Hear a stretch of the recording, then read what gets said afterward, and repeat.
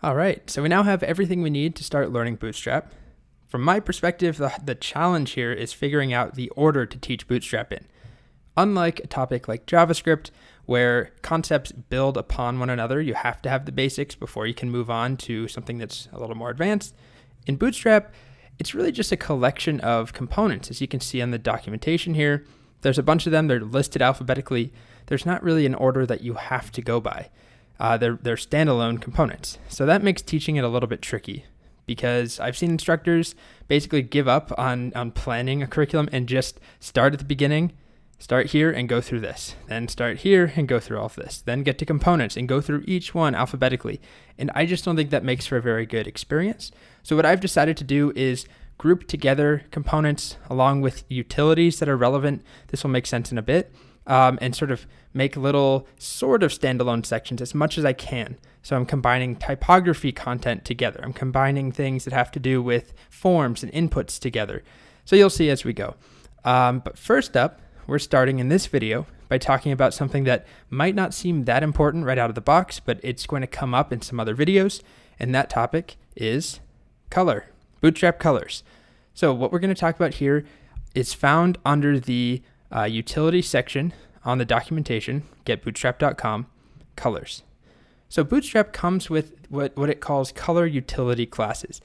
And these classes automatically are assigned a value. So you can see the built-in colors. Let me make this a bit larger here. These are the colors that we get out of the box with Bootstrap without changing any of the code, without customizing it. And we'll learn how to do that later in the course. So when people say that a lot of Bootstrap sites look the same, often they're referring to people who aren't changing the default colors or the default fonts. So yeah, that stuff does look the same. However, the point of these is not to really give you, not to set a standard blue that everyone has to use or a standard green. If you look at the name of these classes, they're not text blue and text green. It says text primary, text secondary, text success. These are all contextual classes. So in your own application, if you have a brand that is a purple logo and then, I don't know, a green accent color, you could set text primary to be purple and text secondary to be green. And if you have a danger color that's an orange, you could set danger to be orange. Now, danger you would use for like notifications, be careful, you're going to delete this. Are you sure you want to proceed? There's different contexts you use these in. So I just want to be clear about that. These are not set in stone, and you should be changing them at least when you get a little more comfortable with Bootstrap. But for now, these are the classes that control color in Bootstrap. And these will come up again and again. When we talk about buttons, you can do text primary or button primary to get a blue button. You can do button danger to get a red button, or depending on whatever you've set the danger color to be.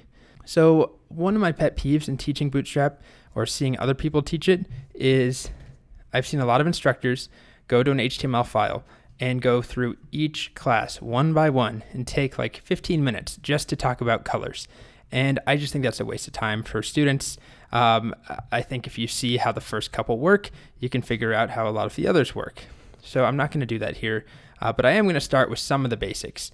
And the first thing I'll show you, this is a file called colors.html. You can see in this folder are the other files that I'll be referencing in this section: buttons, Jumbotron, typography, but we're starting with colors.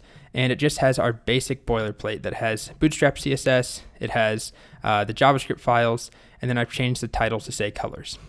Okay, so I'm just gonna make a basic H1, and I'm just gonna put something in here like hello. And I'm gonna open this with Live Server. There we go. And from here, I'm going to begin by just giving it a class. So to change the color of it, if I want to make it the primary color of my website, which again, the default is blue, I need to do text-primary. And if I save, you'll see it changes to blue over here. I'm going to duplicate this line a couple times, and instead of text-primary, we'll try some of these other ones: secondary, success, danger, warning. So I'll quickly type some of those out. So here's secondary. You'll see that as soon as I hit save, whoops, there we go. We get this gray color, which is the default secondary color. We can do success. Let's also do warning and save. Warning without that S. Let's do danger. My personal favorite out of the box, at least, I like the shade that they use for info, this little light blue color. There's a couple others, as you've seen. Text light is not going to really show up for us unless we put it on a dark background, so I'll come back to that. Text dark, text muted, which is sort of like a light gray. So I'll paste this in and do text muted. Again, just the default color. You can also do text black 50, which is like 50%. And that's pretty much all there is to the basic color classes. I'll show you the backgrounds in just a moment. Just so you can see over here, this is text muted. And if we look at the docs, you'll see, we can do this on a paragraph, an H1, any text element. And that also includes anchor tags or some built-in styling. So if I quickly do an anchor tag with the class, let's make this a bit larger, with the class of, let's do text-info because I like info, and hit tab. And then I'll just leave the href alone for now. This is a link. And then let's take a look. Here we go. So it's the same color. Text info applies both to an anchor tag and to an H1. All right, so then the next thing, and really the last thing I'll show you, has to do with background color. So instead of saying text dash a color name like text dash primary, we can say BG dash primary. So I'm just going to duplicate this entire thing and then play around with some of them. So alongside text dash primary, which gives us this blue as the text, let's also give it a yellow background. So that's BG dash warning. And if we look now, there we go. This one has that yellow background. And we can do the same thing with secondary. Let's give it a background of light, BG dash light.